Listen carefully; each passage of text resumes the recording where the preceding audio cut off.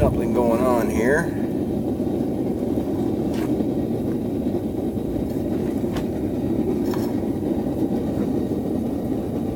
Oh, come on.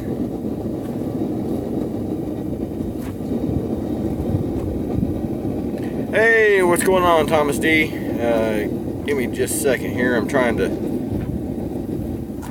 get myself up on another stream here. Charles Novitsky, good evening. Hey, Rob, Granddad's Forge, what's going on? Penny Brown, hey, you made it. Right on. I figured you'd be long asleep by now and just be like, screw it.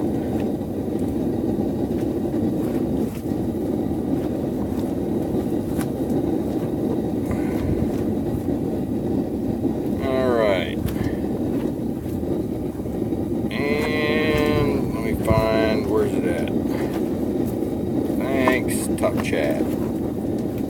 There I am. Alright, now maybe I'll be able to keep up with some chat.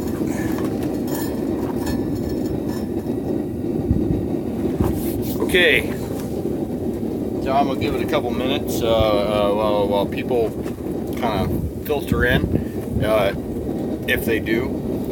First and foremost, Alan has been so good as to get himself some prescription safety glasses while he's forging, and I did notice that. So I'm wearing my safety glasses today, not my, I don't remember what he called them, Roy Jans or something like that, right? But so gonna have some real ones. Staying up for this, and you're on the big screen. Right on. Oh, that's cool. Okay, so one of the first things I was gonna mention. Okay, the way I do a split cross. I think this is 5/8 square. I don't know what that is in metric. It's 16 mil and 6 inches long, and I'm going to measure up. The way a lot of the split crosses I've seen, they've got a real small hole in the middle. There's like a 1 inch overlap in the slots. I like a nice big one. I mean, it really kind of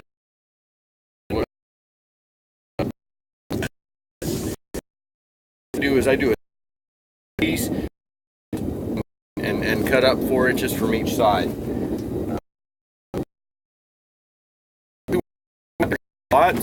And really just kind of when you fold it out, it makes this for this nice little transition in the middle there.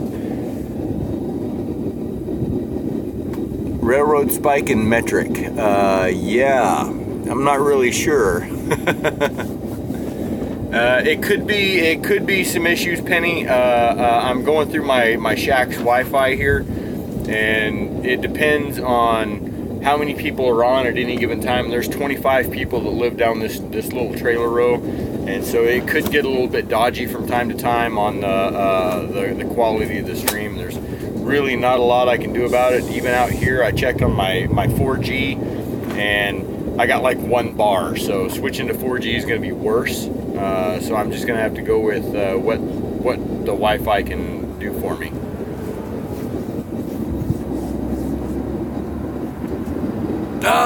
Choppy, freezing up, man.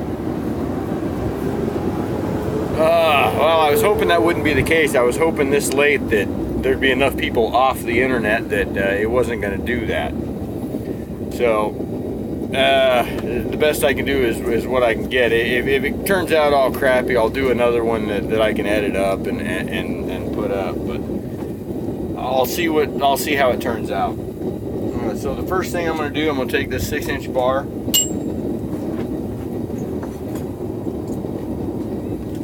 going to measure up 4 inches from each side. And I'm going to mark it all the way around, just so I know where my lines are. And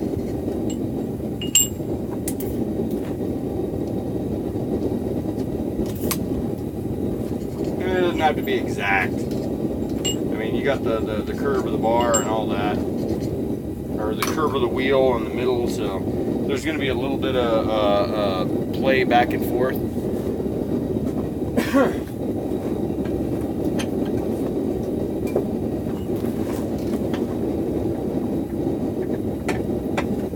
chalk it up in the ice there. It's not too bad. Well, I hope not. Who else we got? Oh, PJS, Pastor Josh Smith. Right on. Glad to have you here. Just going to do a little bit of a split cross, and be aware that this is I live and forge at a place of business for the most part, so there could be trucks rolling in, being loud and obnoxious.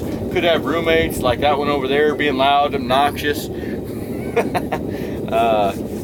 Don't know. You just don't know what's going to happen. So, anyways, let me get started on this real quick, because I got a neat little tool for editing while you're doing a live stream that I want to show you. So I'm going to whip out this here angle grinder, wearing my safety glasses, and I'm going to cut a straight line. Let's see, can you see me? Yeah. I'm going to cut a line up to the my second chalk mark on this deal that I just made. Then I'm going to flip it around, and I'm going to cut a line up the other way. So be prepared.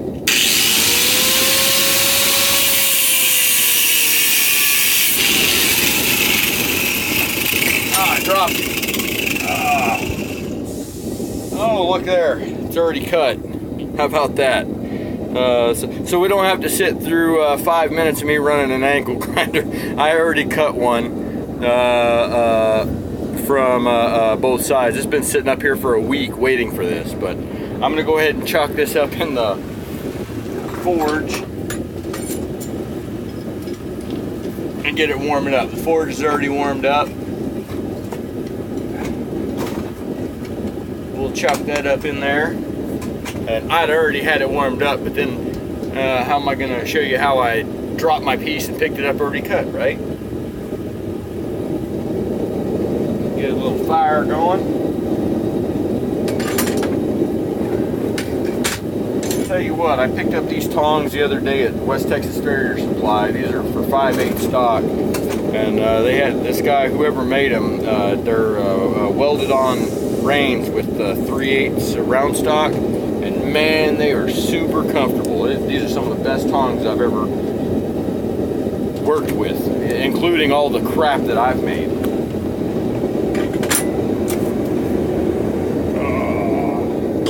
So while our stock's heating up, what do we got going on here? You got to watch the content too, and I really appreciate it.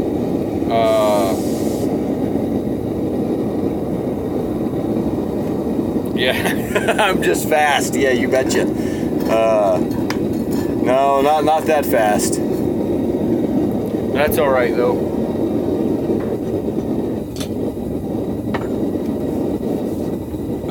Okay, so what I'm gonna give you a little. This is a Hardy tool, and I don't know if you can really see it that well. I mean, it's not all that great, but what it is. These are teeth out of a set of slips on a drilling rig. It's what they drop in when they set the pipe down to disconnect. They got a tool with a bunch of these things all the way around, and it holds the pipe while they disconnect and then make another connection. And they lift up on the pipe, they pull the slips out, and they go back down the hole. Well, I took 2 of these teeth, forge welded them together like that, and then beat it out, into Hardy tool, Hardy cutoff. Even that end, it's not quite square, but it fits in the hole, and it gets the job done. I've got this one that I made out of a single tooth that fits in the hole diagonal. This one's hardened and tempered, and it's pretty good, but because of the diagonal, it tends to not be really good on my Hardy hole. So I'll stick that in there, because that's what I'm going to spread the crossover, is that Hardy tool. And we're looking about ready for our first spread right there.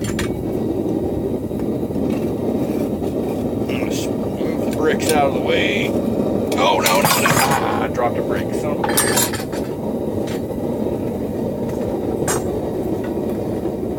Sorry guys, as is a common occurrence, knocked the bricks off of my hill there. Is it okay if I get a cigarette for everybody? Yeah, inside on the table. Okay, thank you, buddy. Alright, so we're coming out of the forge. Oh, sure you were recording. I'm sorry. Yeah, live stream. I'm sorry. It's all good. Coming out of the forge, stick it right over the.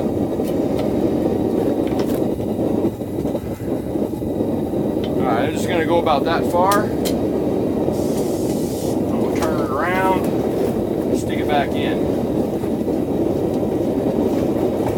Get that other side heated up so I can do a split on it. Alright, screw that brick. It is not going to be cooperative, so it can lay there on the side and hopefully it doesn't burn my spool up.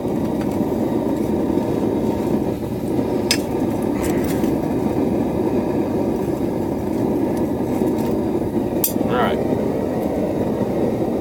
Not forge welding, so I don't guess I have to have the whole front closed up.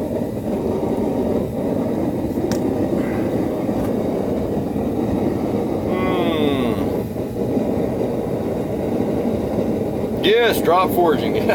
Done my share of that. Oh.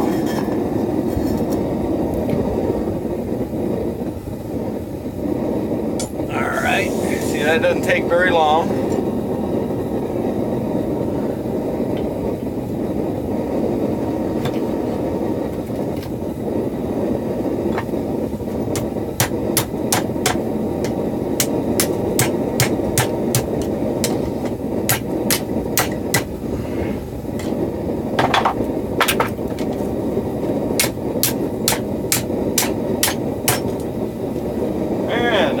Got it all spread out. That didn't take long at all.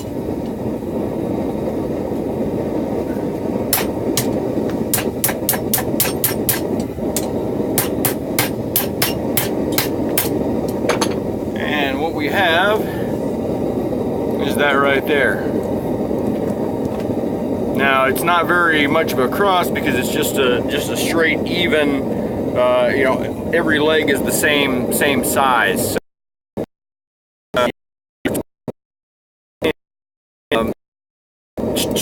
and that'll give it a little bit more symmetry, and then we're going to go back in the forge and do like little fishtails on the ends. So there's no secret little quick bit on this part because I couldn't pre-do it, so I'm actually going to have to cut these ones off.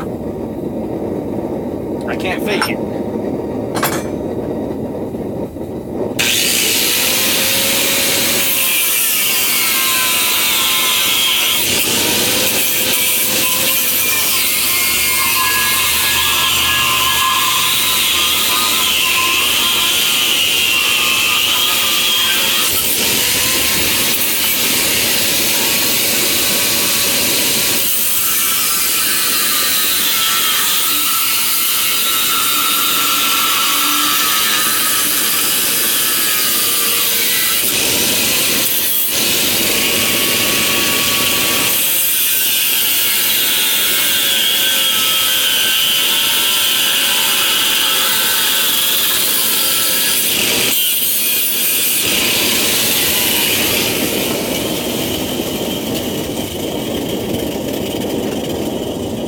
One and done. That's 3 sides done. Now back in the forge, and one side at a time. I'm going to heat up the tips.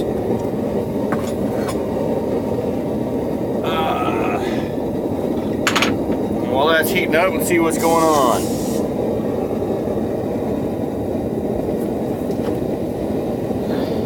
It's a penny. It's a fairly easy thing to do. The hardest part of the whole process is cutting up from either side of the bar. It's not even hard, it's just time consuming. You can do it with a chisel and hot cut it, but oh my gosh, it's gonna take so long. Just chisel, chisel, chisel, chisel, back in the fire. Chisel, chisel, chisel, chisel, back in the fire. It took me probably I don't know, 15 minutes to cut it out with an angle grinder. And that was just, you know, just sitting there just back and forth and back and forth, back and forth. Come in from the side, get a line established, flip it over, you know, to get each line, both lines done in there. It took a little while to do the cutting. That's why I did it beforehand, because half the live stream would have been ate up by me just cutting the split, the notches in the split cross. The rest of it's quick and easy, and yeah, I mean, you can put your own spin on it. Like I said, the size of the hole in the middle is determined by how much overlap you have in your slots. I'm doing 2 inches on this one. I've seen a lot of guys do 1/2 inch. I've seen 1 inch. I like 2 inches personally, just because of the size of the opening that it leaves, and I try not to hammer those out because it leaves a definite twist in the steel, and you can see how it's opened up and all that, and I think that's a really good look for it personally. So we're coming out of the fire now. We got one leg heated up. Oh, we're not quite. I wasn't quite under the fire. Not coming out of the fire. And I gotta move that brick. There ain't nothing I can do about it.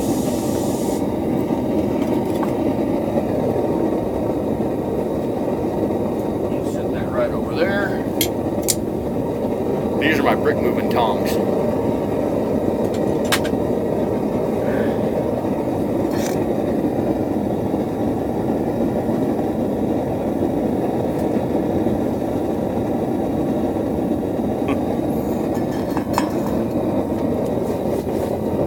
Alright, now here we go. I'm going to bring this out, I'm going to bring it down flat, I'm going to bring out my cross beam, and right on the end,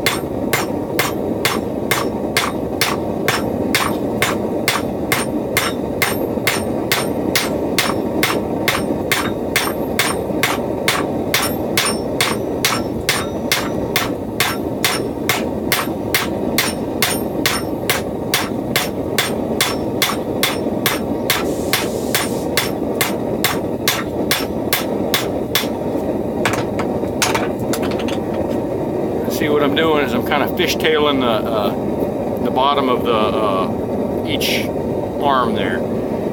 That one's not quite done. I got to hit it one more time because it's not quite even. Well, it doesn't quite look. My proportions are a little bit off. But... oh. Okay, almost there. You know, usually when I'm out here forging by myself or doing a video, man, it feels like it's like 5 or 10 minutes for the forge to heat something up. But boy, tonight it's just not. It's not doing that. It's throw it in there, and a few seconds later, it's ready to come out. Perspective, I guess.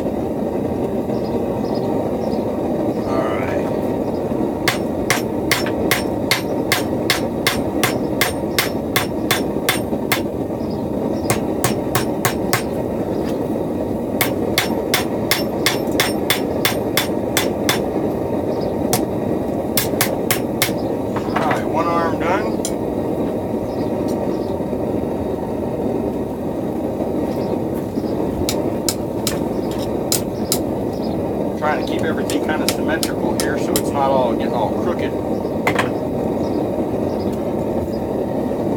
Barely fits in there. All right. And Mr. Allen, oh, son of a... Uno momento.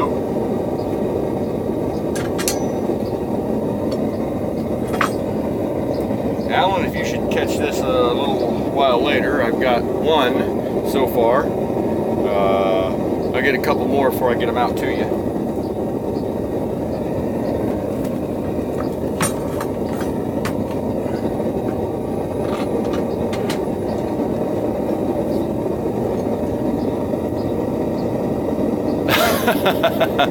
I can see clearly now, the rain is gone.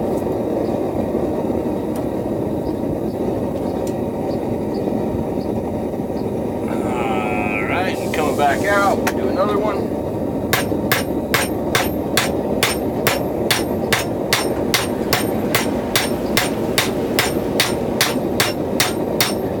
And I hope the sun's not all up in the way of everything.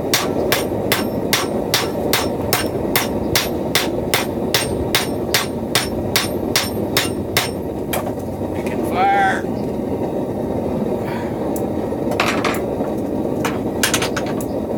This way.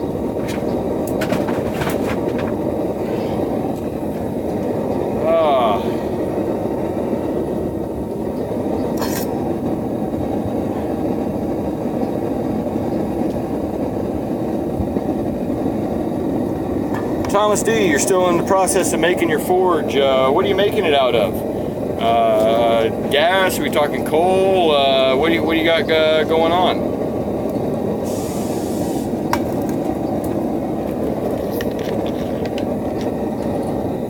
Oh, Penny, you're only 4 away from 250. There you go. I still beat you to your first live stream though.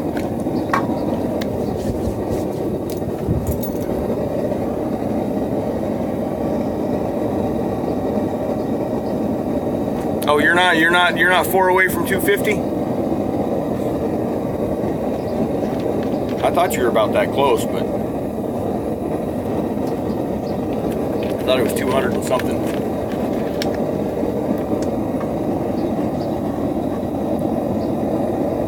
Oh, a 7-gallon air compressor tank. Right on. I did. I've got one going at home. The one I've got here is just a little Hell's Forge I bought off eBay for $100 and some odd. It works pretty good. I built a little coal forge. It's sitting over here. I don't know if you guys can see it or not. Right here, out of a brake disc and just some parts or whatever. It's too small. It doesn't really have a big enough fire pot. Doesn't work that well. But I've got one at home that I'm building out of a 30-gallon propane tank bottle, and or 30-pound propane tank. It was out of certification, and rather than pay to get it certified, I was like, I'll just buy a new one and cut this one in half. And I've been waiting on burners for a long time. I ordered an Alex Steel burner for it, and it actually just shipped yesterday. I got an email yesterday morning that said your order is something or other. Your order is shipped. I'm like, what the heck? I didn't order anything. What is this? And on days off. Sorry about the connecting or reconnecting, dropping the stream. There's really nothing I can do about it. It's just the quality of my internet connection out here by the forge. The Wi-Fi is not the greatest, and I am a good 200 feet from the router, so not really a whole lot I can do about it to fix it. Alright, got that one done. Oh, now we're starting to get a little bit awkward to hold. I'm gonna have to switch over to my, wait, those are 5/8. Dang it. They're gonna have to do, I guess.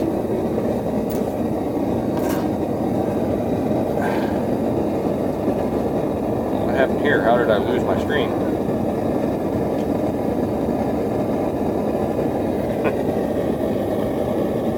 Oh, you're only on 143? Gosh darn, I thought you were at like 200 and change. I was like, man, we both started around, in the first, within 2 or 3 weeks, and I was like, I got 25 and you got 200. I was like, wow.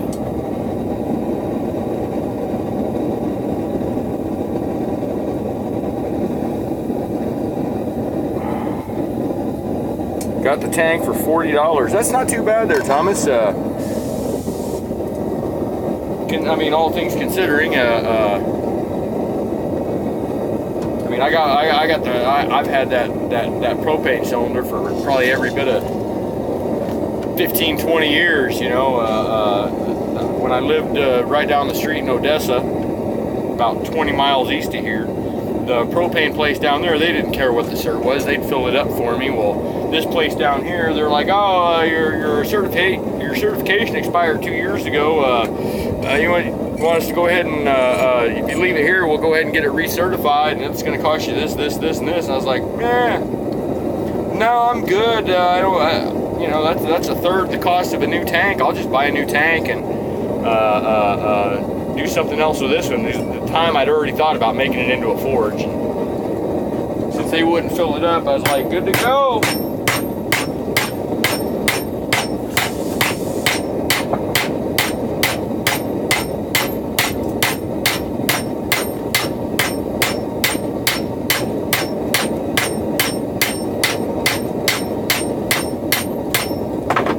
Alright, so I'll give you a quick look at what I got. Man, this thing is... Alright. So in the proper orientation, this is what it looks like so far. I've got three of the fishtails done so far. And I'm going to go in and heat up for the last one. And I don't know if you can see the way that the steel twists right here in the middle or not. I can't do much about the lighting, but just an easy little project, and it's crooked, so I'm gonna have to fix that here in a minute.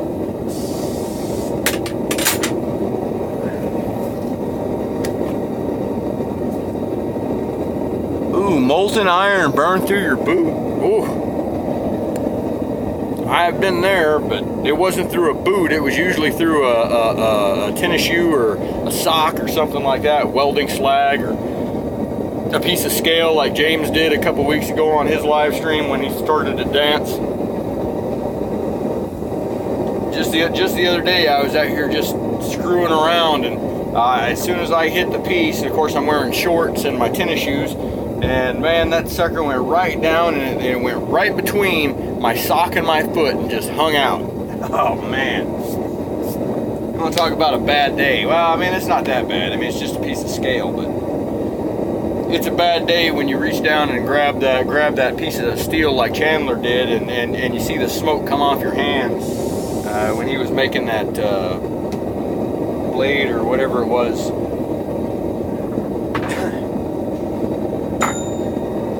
Kind of cringe because I know I've been there, you know, making a set of tongs or something like that, set it down and not paying attention, reach down and grab it from the wrong end, and it's just like burn all the way across the hand. It's like, oh, that hurts. Or twisting a piece of steel in the vise there, and the twisting wrench slips, and it just comes right, you know, just the arm just hits right up against it. I've got a J branded into my... Okay, where to put my tongs? There they are. Alright, coming out for the last little arm. That side.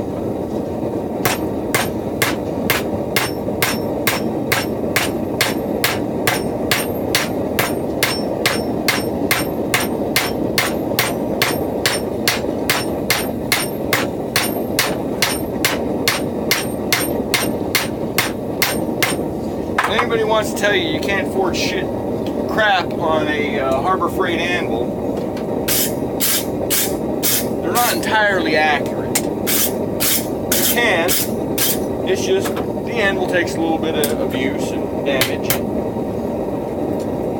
It's soft, so every now and then you gotta, or okay, not every now and then, all the time you're having to reface it, but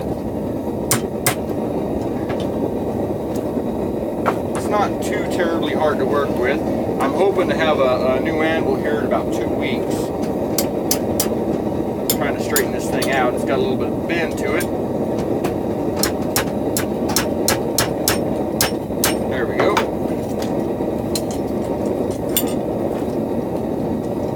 Alright. Those tongs. Oh, these ones. Okay, so what I have now is crooked.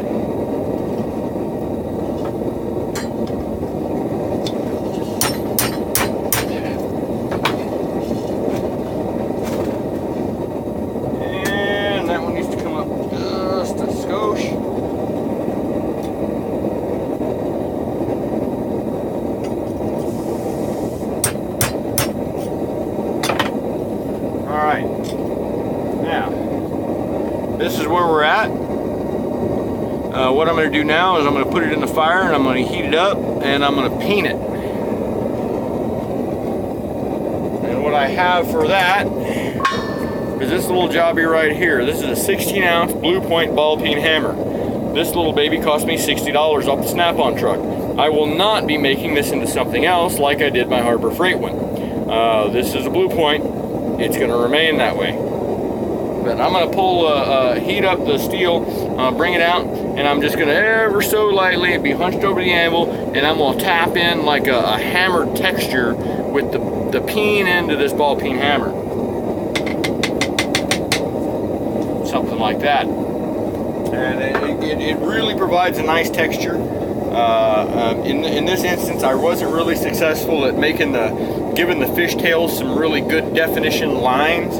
I've done it in the past, and sometimes it works, sometimes it doesn't. It just depends on how much I have to hit it to get it to work. This time the fishtails aren't really all that prominent, or the lines in it from the diagonal peen. So I'm going to go ahead and texture it up with the ball peen and go with that. And wrong Tom. So come out of the fire.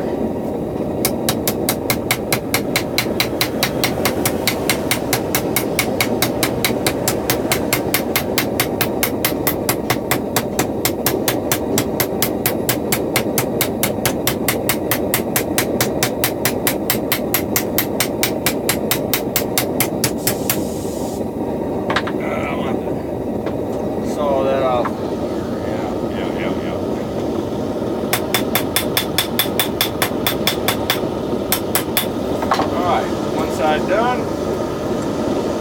On to the next one.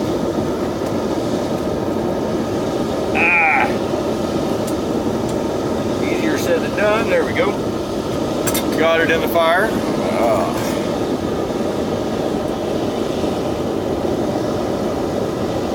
Gosh dang it.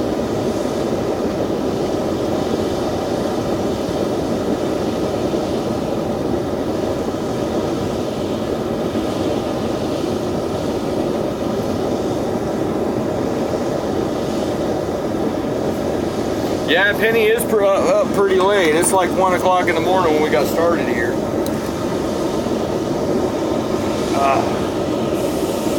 I told her I'd do it earlier to make it a little bit easier, but man, in the daytime, even now it's still hot. The humidity is,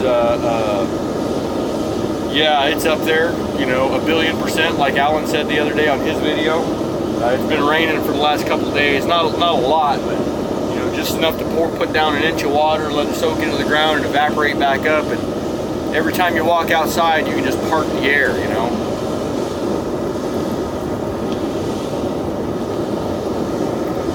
But that's alright. Typically I don't fire up the forge till about 8 o'clock in the evening.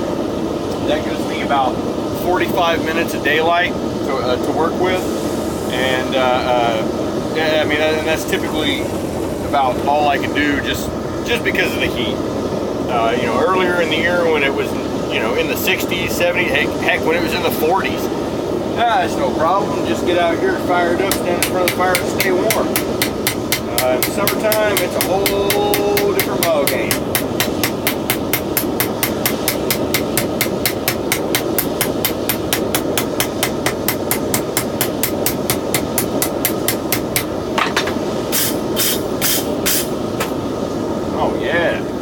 Right, nice. I'll show you all here in just a second as soon as I get the other two sides done. I'll show you and see if I can show you that texture that it leaves.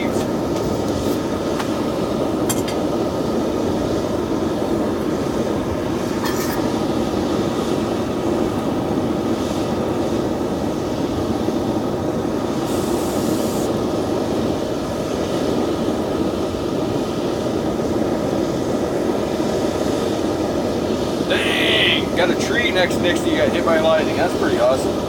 Well, sometimes that's pretty awesome.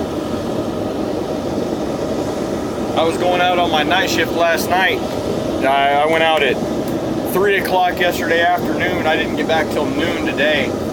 I should be sleeping right now, but I'm not working a night shift tonight. I'm on day shift tomorrow, so I've got to stay up so that I get on a regular sleeping schedule. But on the way out to the rig, man, there was just lightning all over the place. And, my helper was all like, if it's storming, I'm not getting out there. I'm like, oh, please. There's a derrick in the air. There's cranes in the air. You ain't got nothing to worry about. But then by the time we got there, the storm had already moved on past, so it wasn't no big deal. He was just all nervous because we hit a power line earlier in the week with a load on, and touched, didn't hit, touched, and the electricity arced through the truck and came out the steer tire and burned a little fractal pattern in the rubber on my steer tire.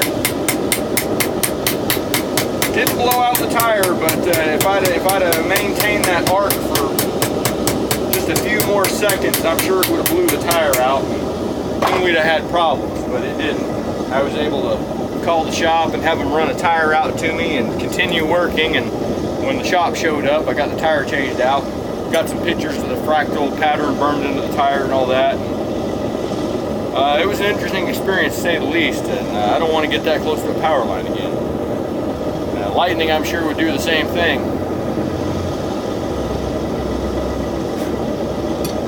We got a truck got hit by lightning, about 6 months ago, going down the highway, and it's never been the same since. Had the ECM replaced, all the wiring harness and the sensors, and still you'd be going down the road and like the oil pressure sensor would just go, or the temperature gauge or something like that. It's one of the things, just never right afterwards. Typically that happens when you hit a power line as well, but for some reason when I touched that one the other day, it didn't mess up anything with the tire. The truck still runs fine. I'm not stuck driving something every day with a bunch of gauges that don't work, so that's a good thing.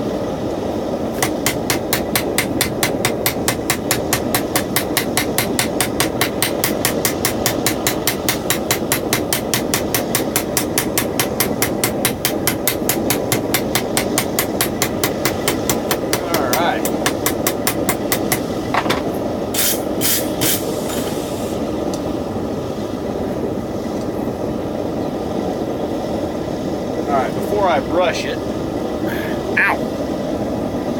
Let's see if you guys can see this. This is the finished. Let's see if I can get the light on it just right. It kind of gives it a ripple there. There we go. There you go.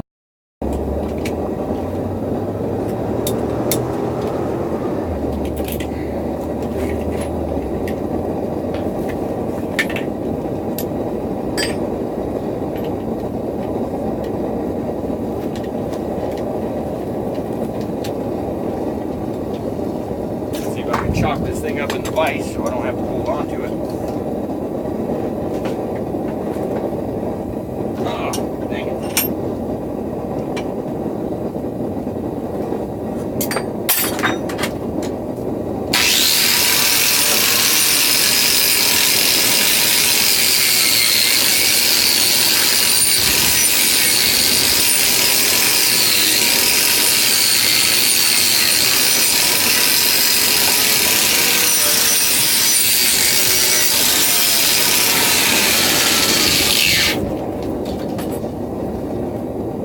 Hot metal, hot metal. Don't touch it with your fingers.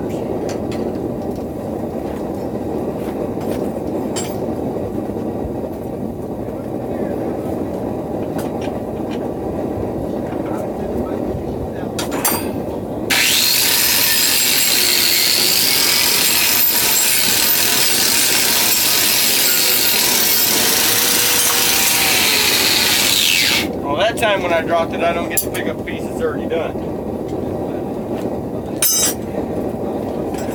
No, I thought you were barbecuing. Flip it right on over. You talking to yourself? No, YouTube live stream.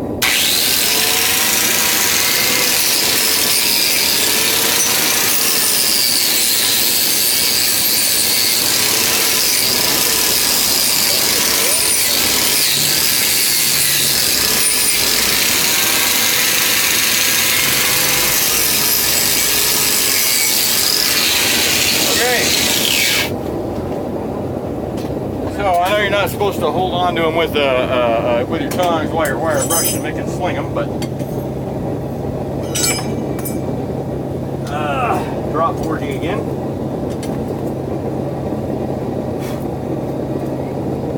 Nope, not hot enough. All right. So we go into the fire, just to give it a little bit of a heat up. Actually, I got a better idea. I'm gonna go ahead and wax it.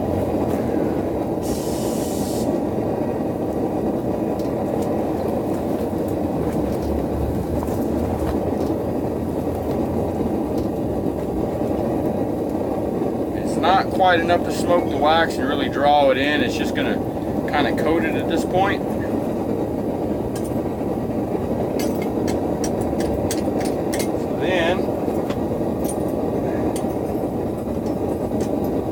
Take that with the wet wax on it. Fire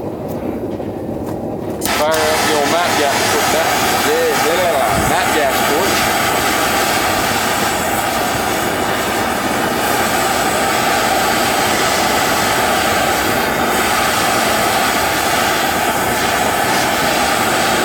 And just hit it until the piece is dry. And occasionally it also puts in a little bit of temper coat to it.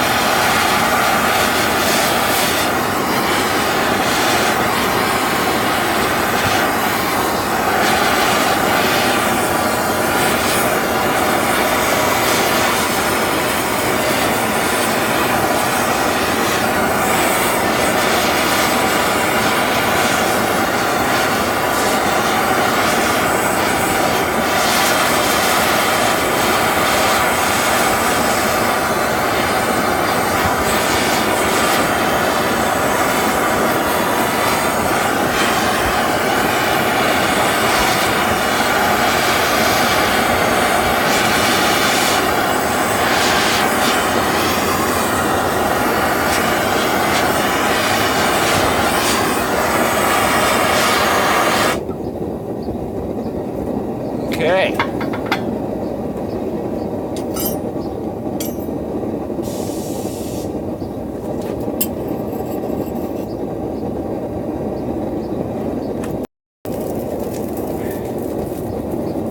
Kind of soak in for a minute.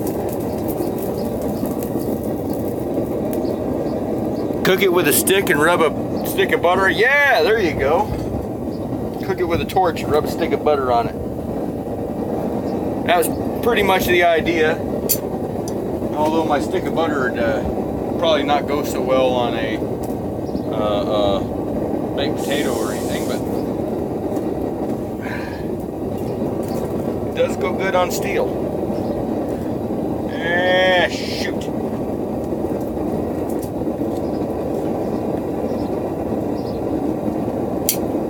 Damn it. Keep dropping it in the sand. I got sand all over it.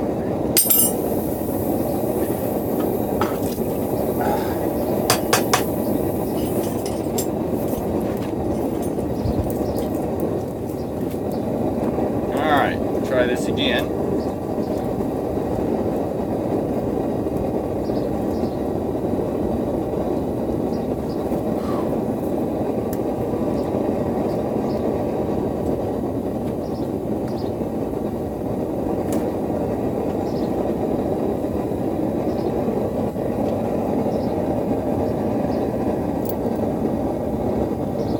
And that's about the gist of it.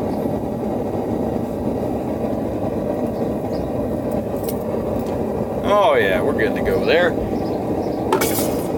Cooler off.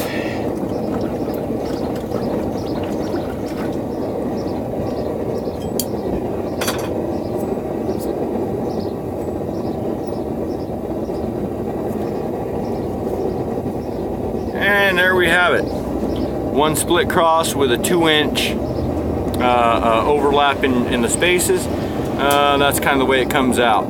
And then it's got some, you can't really tell, but it's got some temper color, a little bit of blues and some browns, straw colors, whatever.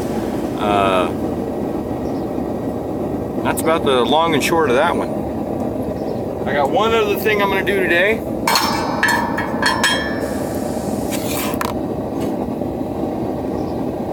And it's this. This is a piece of, I don't know, round. I think it's 1/2 inch. And I've already upset it. And I've also done a set down. You can kind of see it there. And I'm just going to heat this up real quick. And I'm going to continue that set down. And I'm going to draw a little bit of a piece. And I'm going to turn that into a spoon. Well, I'm going to try to. I'm going to build a Flux spoon. Because as of late, I've been noticing, you know, reaching my fingers in there, the Flux, and then trying to sprinkle the Flux over a piece that's at welding temperature is really difficult because that heat that's just coming straight up off it. I mean, it's like burning my hand trying to get the Flux on there. So I never did understand why people used a spoon instead of just sprinkling it on with their fingers and getting it right where you need it to be. I'm like, man, it's just kind of inefficient to use that spoon. Well, now I know because I've struggled with it. Y'all will excuse me for just like 30 seconds. I'm going to run inside and grab a drink right quick. I will be right back.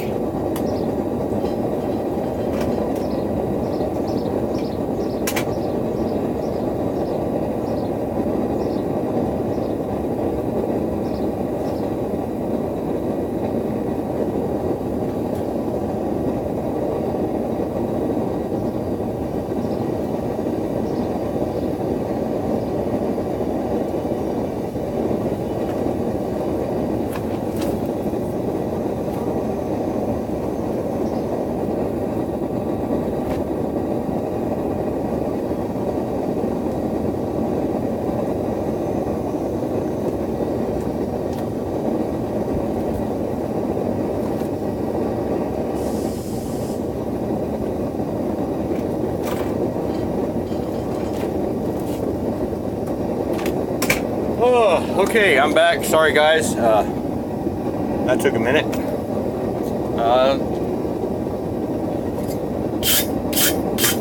Shoot. Oh, also, I wanted to show you what I'm working with here. This is a bent up mud flap hanger. Mud flap, you know, off a big truck. This one got all bent out of shape. But you don't have to trace the license plate to show up unannounced. I can tell you where I'm at. I'll be at SOFA in September, so you can just show up there. Oh, I just left the chat. Where's YouTube at? Man.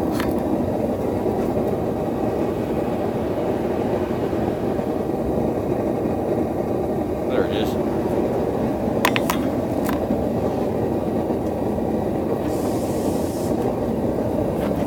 All right. Done with that hammer, done with those tongs. Nope, wrong tongs. No, I don't need tongs yet, it's not much. Okay.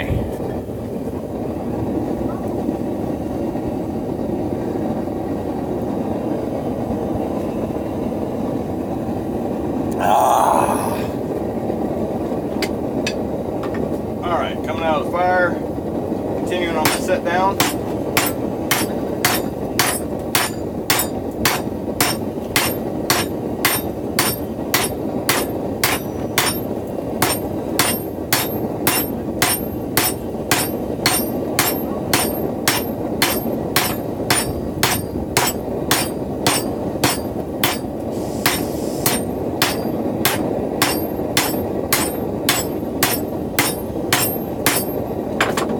Back in the fire. Well, it's not moving nearly as easy as that mud flap hanger was. I tell you what. Oh, let me see if I catch up.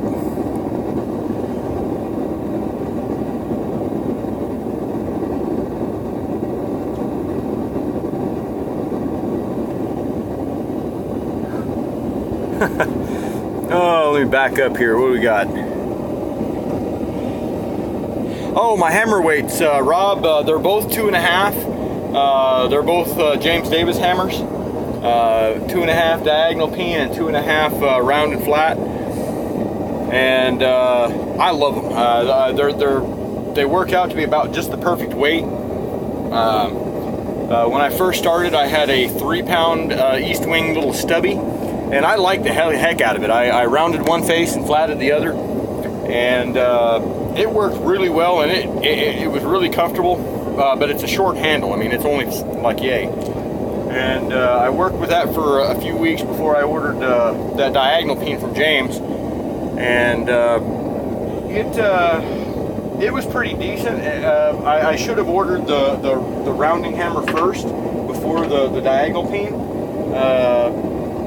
but I mean, they each have their place. Like, you know, when I'm doing those fins on the split cross, I use that peen, and the diagonal lets me hold it at 90 degrees to my body, and in my normal striking stance, the peen is facing the right direction to hit it just right. The rounding hammer, however, is a whole lot more versatile when it comes to drawing out, and I really like that. They're both 2.5 pounds, give or take an ounce or two. James gave me the exact weights when he made them, but I ordered 2.5 pounds. Sand stuck in the wax for finish. Yeah, no, not so much. Use a ketchup bottle for, you know, that's a pretty good idea, Penny. I haven't seen that. Just about everybody I've seen's got a Flux spoon or something to that effect, and I've seen Roy from Christ Center Ironworks sprinkles it on with his fingers, and I just can't do that. I mean, I can, but I'm not going to continue to do so just because it's uncomfortable.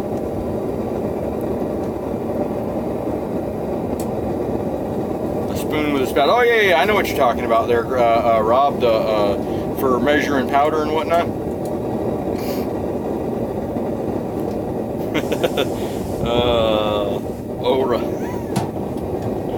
Oh man, you guys are too much. Penny, we all swear a lot, and I mean, it's hard to keep under control. I mean, honestly, we all talk like normal people. Just because, I mean, you know, I don't want to alienate somebody. I mean, I know when Heath with Shepherd's Forge said he was going to quit cussing his videos, I was really disappointed. I was like, man, it's so refreshing to have somebody that talks like real people talk and doesn't care what other people think. And you know, and I was kind of mad about it, and I was like, but at the end of the day, I get it. You know, you don't know if there's an 8-year-old that's never heard the F-bomb watching your stream. You don't know, and so I try to keep it in check, and it's not always going to work. Every now and then one's going to slip out. When I'm doing an edited video, it's not that hard. I can edit that out, you know, but in a live stream, there's not a whole lot you can do about it. If one drops here or there, so be it. I'm not a monetized channel. I don't care, but I'm going to keep it as user-friendly as possible, just because I don't want somebody, you know, clicking in going, oh, well, let's check this out, and then being like, yeah, I'm not watching that guy.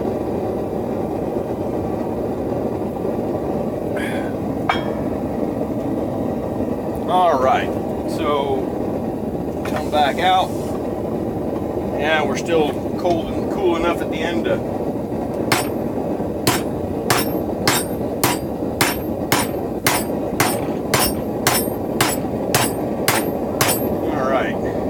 didn't need much there, but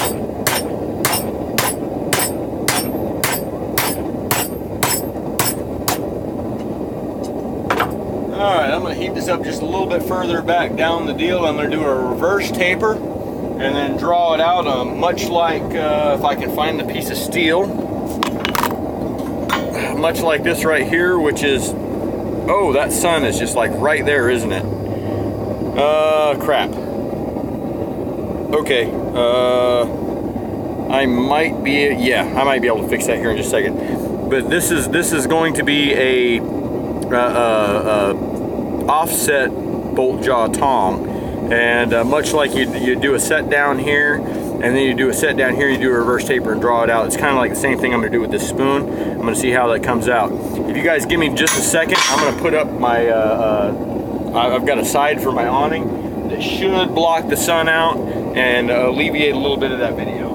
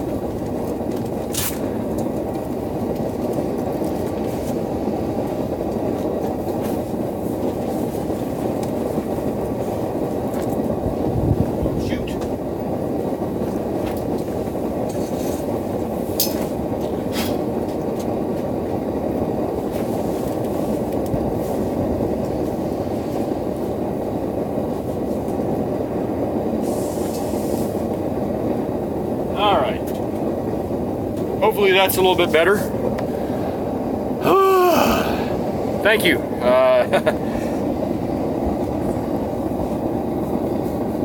Cool sun effect, huh? Yeah.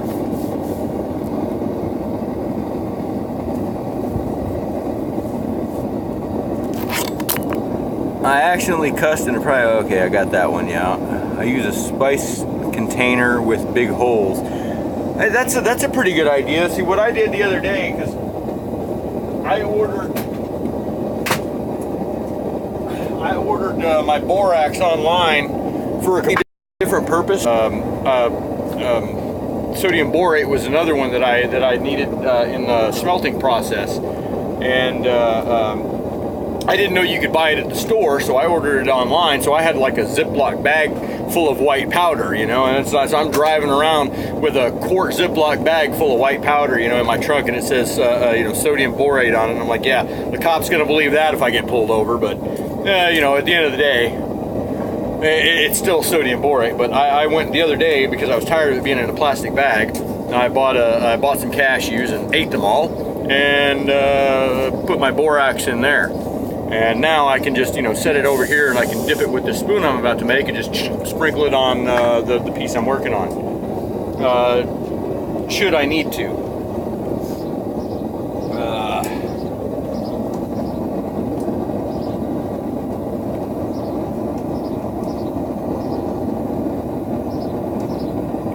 Vampires are brewing coffee about now for the night shift. Yeah, I would say so.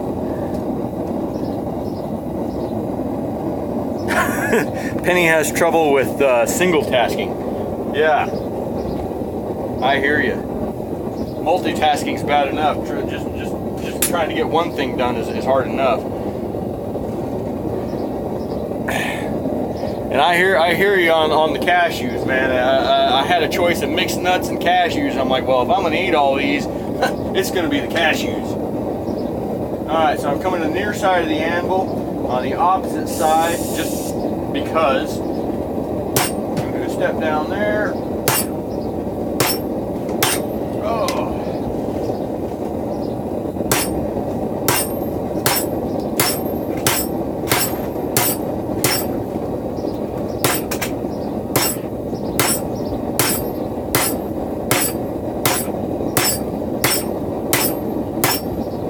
That may not have been enough. I'm not really sure. I'll see what I can draw that out to, but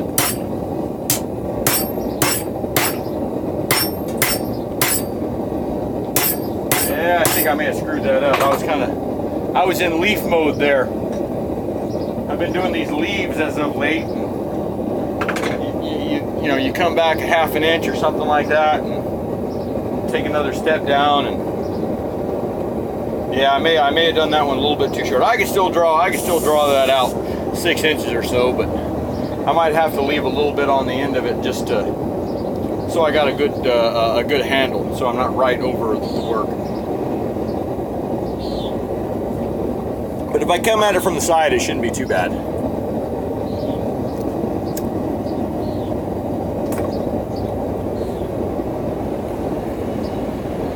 Oh, let's see. Okay, I'm done with the vise, so I need to put my board back in for forming the spoon.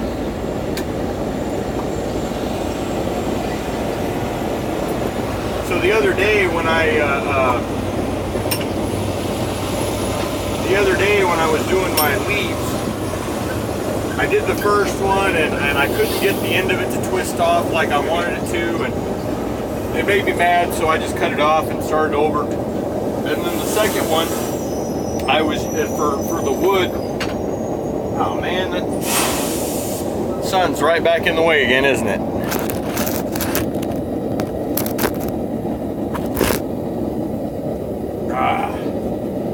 Well, not a whole lot I can do about it except stand in the way. So, yeah, I was right here on this little spool that I've got is where I was hammering putting the leaf down on there and hammering it to give it that curve. And I didn't realize it, but there was a nail right here in the board, and I just hammered that leaf right into that nail. Messed the whole thing up. And at that point, I mean, I hadn't curled the stem or nothing. It was just straight, and I was like, there was nail marks all in the stem, and I was like, you know what? I'm not even gonna finish it. Just cut it off and start over. And so now I've got an actual board, the one I just chucked up in the vise, for which is what I'm going to use for shaping steel from now on. Well, I mean, not necessarily that one. I mean, because it's not going to last forever, but. All right, come back out, right there. Use the flat side of the hammer, kind of.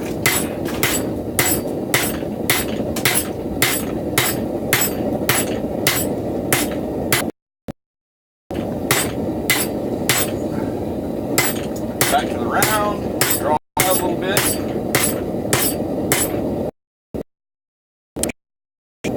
I don't know. I don't have enough heat left. Sweat running down into my eyes. No, I don't have enough heat left. Dang it.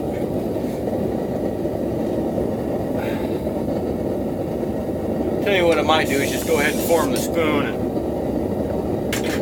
that way you guys can see it, and you guys can get on with your daily lives and not have to stand here and, well, you don't have to, I guess you can just go anywhere you want, but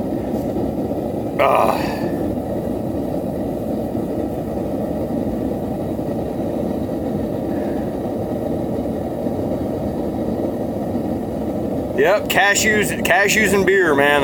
That's what it's all about. Pull the corner a half foot towards your car. Well, I could probably do that this side.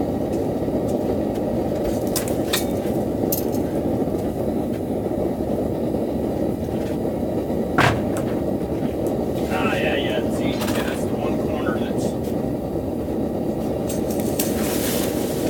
side down.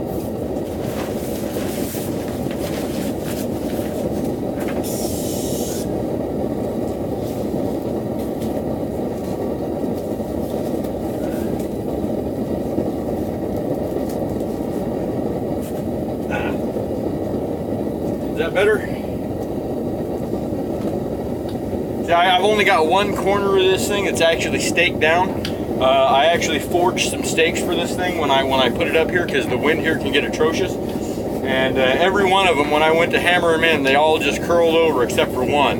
So this corner up here is the one that's staked down, and all the rest of the corners, I've got a 20-pound sledgehammer head holding it down. They're easy to come by on rig moves because roughnecks break sledgehammers all the time, so they just throw them away. I pick up the head, bring it home, knock the broken piece of handle out, and it's good to go. Just like this one sitting right here. Knocked that one out the other night.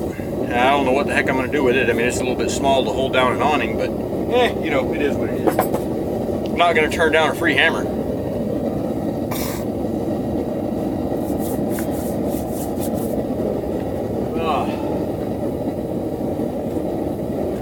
And I don't really have anywhere else I can put my phone, the camera, whatever, because it's sitting on my hydraulic press.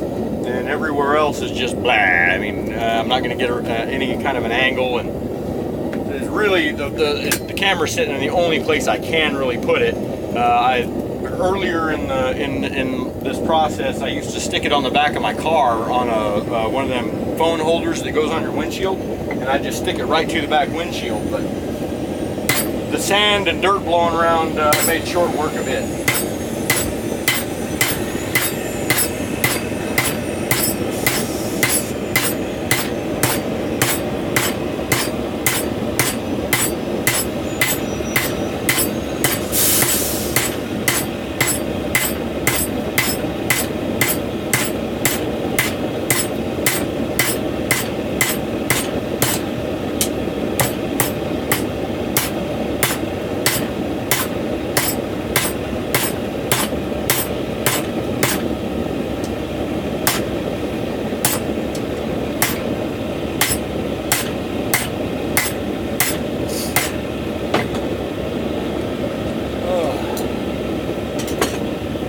Man, it is hot out here.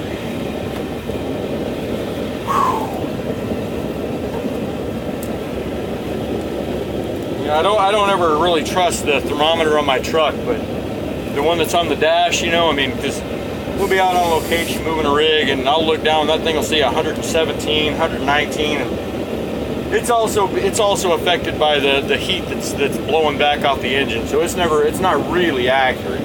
You know, the news will say, oh, I got 110 today or whatever.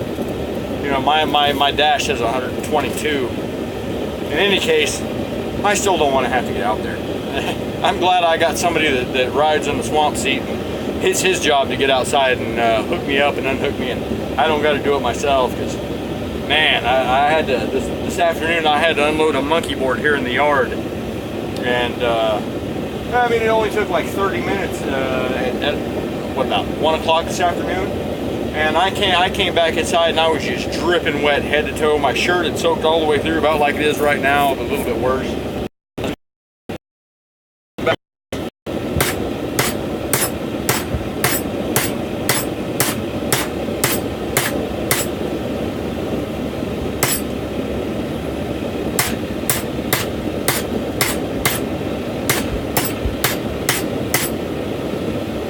Yeah, I definitely went too short on my reverse taper, and so I'm just going to call it right there, and I'm going to leave this handle on.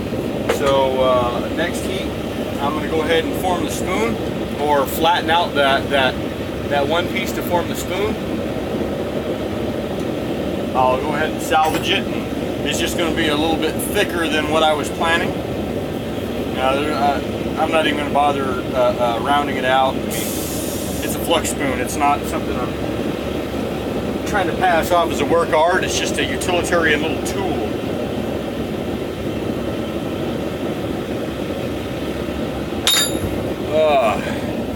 What do we got going on here? Pull the corn perfect, roar the gas forge, and the sound of metal getting whacked is comforting. I know, right? I do love it. Even like in John Switzer's videos, when he's, you know, every once in a while, like when he's forge welding, he leaves the forge running while he's talking and whatever, and I'm like, oh, I love that, you know. But you know, he always turns it off so he's clearer, and I appreciate that as well, because you get a better, you can hear him better when he's describing stuff. But I do like hearing the forge running and the hammer hitting the steel. I don't know what 90 is, but it sounds hot. Okay, well, let's see. Probably around, let's see, if 212 was 100, 50 is 106. So 50 degrees Celsius is 106 Fahrenheit. And yeah. So yeah, in any given day, that's about how hot it is here. It's in, you know, around right in the neighborhood of 50 degrees Celsius. 90 would be, well, okay, maybe I'm wrong. Thomas says 32.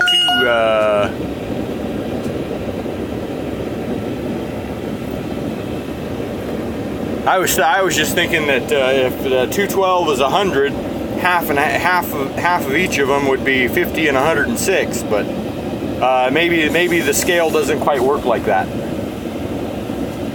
I know negative 40 is negative 40 though, because I've been at negative 40, and it doesn't matter what scale you're using, it's the same damn temperature.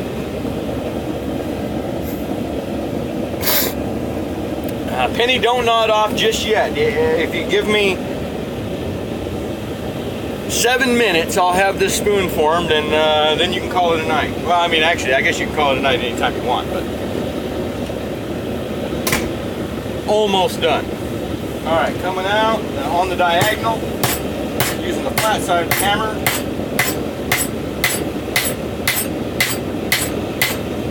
Flatten it out to about 1/8 of an inch thick.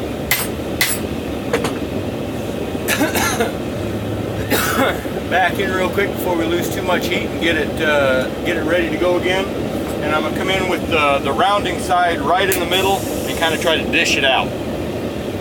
And do I know what I'm doing? No. I'm just winging it and using my imagination. I'm not telling anybody this is how it should be done or this is the way you do it, because I don't know either. I'm just playing it by ear. A lot of times you watch a video or read a tutorial, and then you walk out to the forge and you play around. And when you mess stuff up, you go, that's not the way to do it.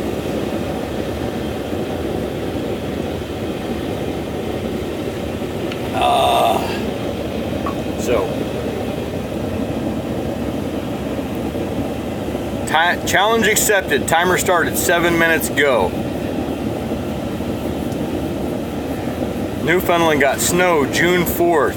You know, when I lived in Wyoming a few years back, I planted my garden like the last week of May or something like that. And the second week of May, the 10th of June, I got up in the morning, and I mean, I was growing giant pumpkins and everything. I mean, I had giant pumpkins that the plants had been started 3 months earlier inside. And they'd all been transplanted outside. The tomato plants, which were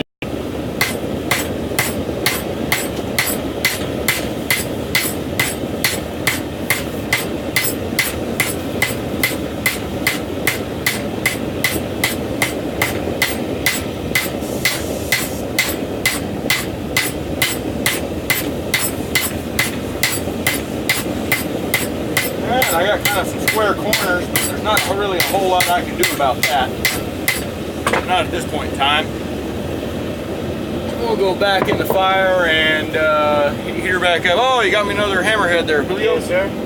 Right on. See, there's just another hammerhead. Still got the insides in it, just like the one I was showing you earlier. Oh, look, that one even came with a free bolt. You can't beat a deal like that. We'll burn that one out here in a little while.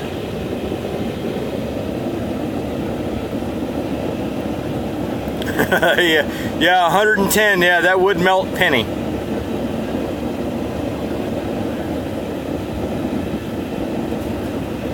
You know, the 2 years I spent in Germany was a weather shock. I came from Texas, you know, literally on the day April 25th, 1995, the day the World Trade Center, not the World Trade Center, the federal building in Oklahoma City came down. The bomb went off in Oklahoma City at the exact moment that my plane landed in Frankfurt, Germany. Well, the day before, when I left Texas, it was 110 degrees.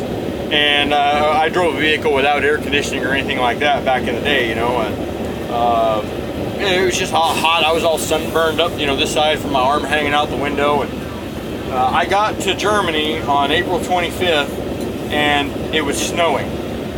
And I mean, I didn't even own at that point. I didn't even own a jacket. The guy that picked me up at the airport had to take me to the store so I could get a jacket. And I spent 2 years there, and summer was July. The rest of the year was wintertime. I mean, as far as I was concerned, I came from Texas, so August all the way back around to June was winter, and July was summertime. It would get up to 90 degrees Fahrenheit, and Europeans would be dropping dead left and right from the heat wave because we didn't have air conditioners over there. And I'm like, man, when's it gonna warm up?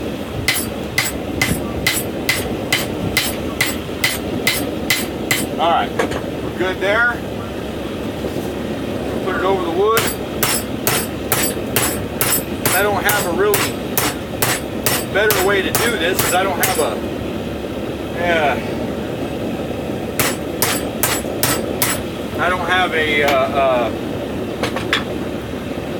what do you call it? Oh, there we go. That's working. Put it right over the hardy hole and hit it with the ball peen. But say I don't have a spoon form on one of them thing you put on the ground. You guys all know what I'm talking about. The thing with all the shapes in it. Dang it. Yeah, one of those.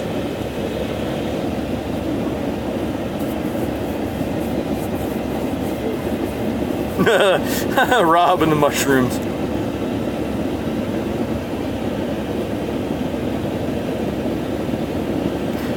I am so sorry about the Wi-Fi. There's just not a lot I can do about it.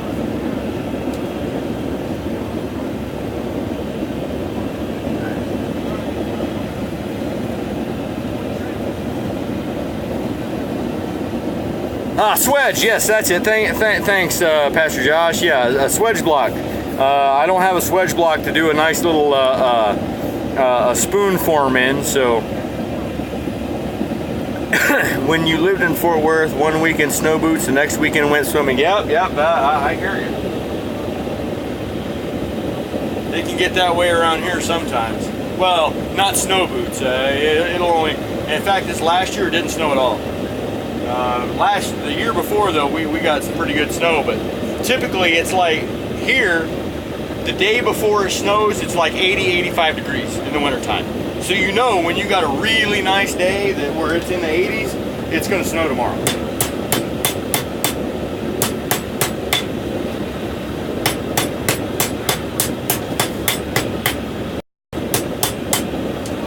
Corners on it, and it's not really all that pretty, but it's going to do the job. All I need to do is scoop out some flux and then pour it over my material. So for the time being, I mean, I think I got a pretty good curve on it. I mean, it'll hold a fair amount of material, and like I said, it looks horrible. It looks even worse in the camera than it does in person. All right, Penny. I will catch you later. Thanks for being here. We're about to wrap it up anyway, so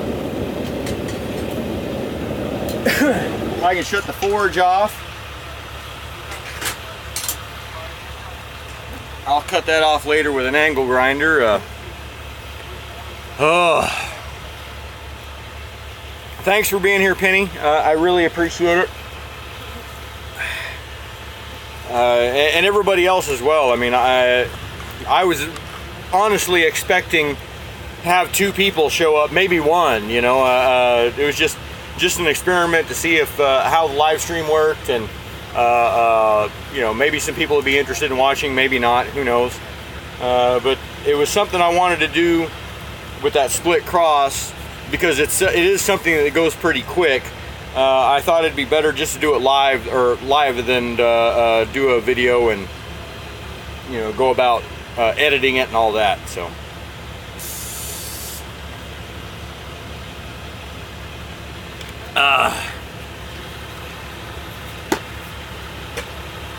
I hope you guys enjoyed that, or at least enjoyed the conversation while I was busy. Yeah.